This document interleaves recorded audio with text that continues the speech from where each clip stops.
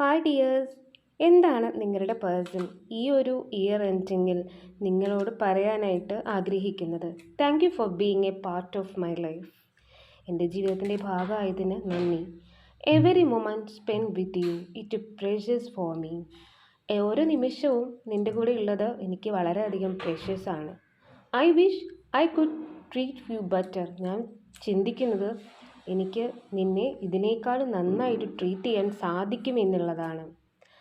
Let heal together. നമുക്ക് ഒരുമിച്ച് heal ചെയ്യാം.